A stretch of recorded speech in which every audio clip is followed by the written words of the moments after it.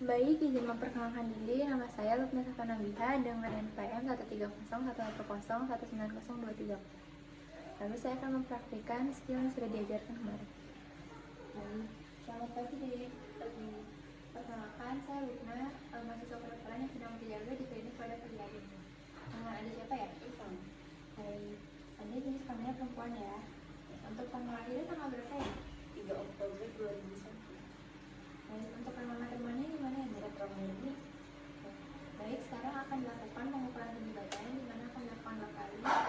Ada posisi duduk dan juga 1 pakai dengan posisi duduk. Itu ya. Selanjutnya lepas dulu sepatunya, Dek. Sudah ya? Lalu selanjutnya saya akan melakukan kalibrasi pada mikrotonalnya terlebih dahulu.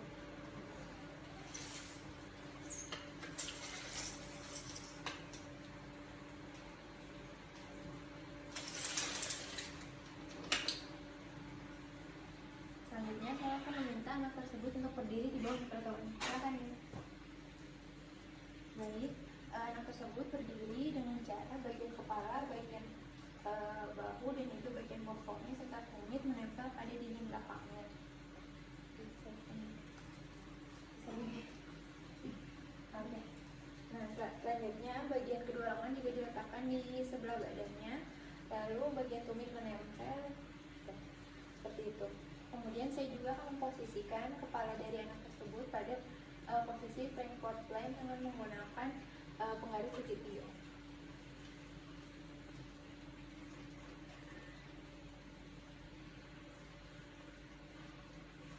Agar bagian orbitalnya itu sejajar dengan bagian tadinya. Setelah itu saya akan meminta anak tersebut untuk menarik nafas dan mengeluarkan kembali agar tetap relax.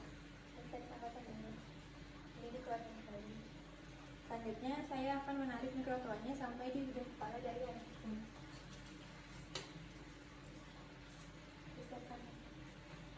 Kanan dulu, ke kiri dulu, lagi.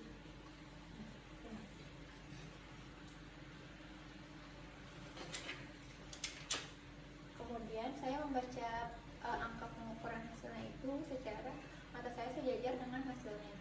Lalu saya mencatat hasilnya. Selanjutnya yang kedua saya akan melakukan pengukuran pada posisi duduk atau sitting height.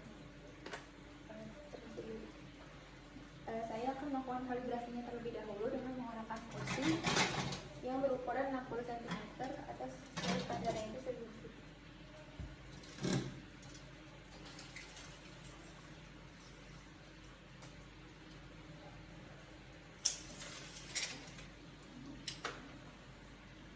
Selanjutnya saya akan meminta anak tersebut untuk duduk di kursi.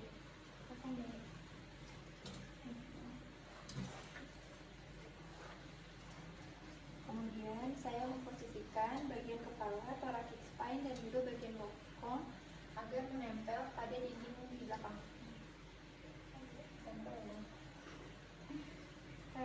Selanjutnya saya juga akan memposisikan bagian kepalanya pada posisi Frankfurt Plank dengan menggunakan penggaris segitiga yang tinggi, yaitu agar bagian orbitalnya itu sejajar dengan bagian bagian. Kemudian ada bagian menarik nafas dan mengeluarkan kembali dan tetap relax. Selanjutnya saya akan menarik dari mikrotonalnya sampai ke ujung kepala dari anak tersebut.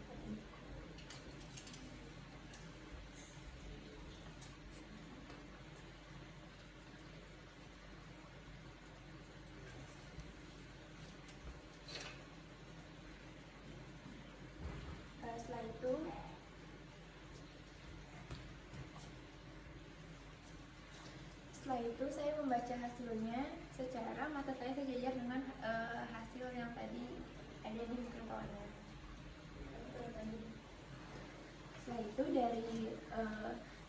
dari standing height dan juga dari sitting height nanti saya akan menulisnya dan mendapatkan upper body segment, di mana upper body segment itu didapatkan dari tinggi saat berdiri dikurangi dengan tinggi kursinya, sedangkan lower body segmentnya itu didapatkan pada saat anak tersebut berdiri dikurangi pada saat anak tersebut duduk.